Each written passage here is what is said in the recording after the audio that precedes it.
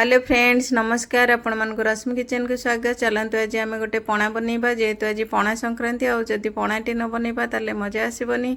चलतु एबे बड़ा बनइबा स्टार्ट करबा। मुझे अल्प सागु देछि बतुरेकी रखिथिली तापरे गोटे फाळ सेउ आ टिके नडिया कोरा आ टिके क्षीर देकी ताको आम भलसे गोटे फाइन पेस्ट बनइकी आनिबा।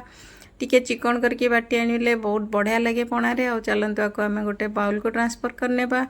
आठी काटिकी मु रखी कदली सेउ और बेदना देछि आपण मानक पाखे आउ जदि किछि फ्रुट्स थिबो ताले देई पारंती बहुत बढ़िया लागिबो। तापरे एठी मु नडिया कोरिकी रखिथिली अध गिना ताकू मध्य दे देली। आ एठी 2 चम्मच चीनी देछि। आपण मानक जदि टिके मीठा अधिका दरकार ताले आउ टिके चीनी देई पारंती।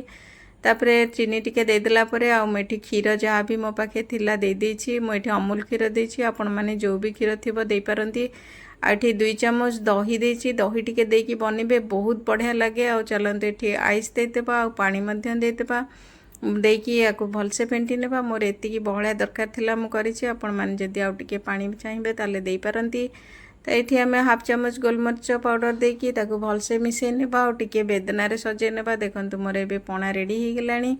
चलते एबे ग्लास को सर्व करवा। जदि आपण मानकु मो रेसिपी पसंद आछि ताले प्लीज लाइक शेयर सब्सक्राइब कर देबे। आ पणार एबे मजा नियंतु। नमस्कार।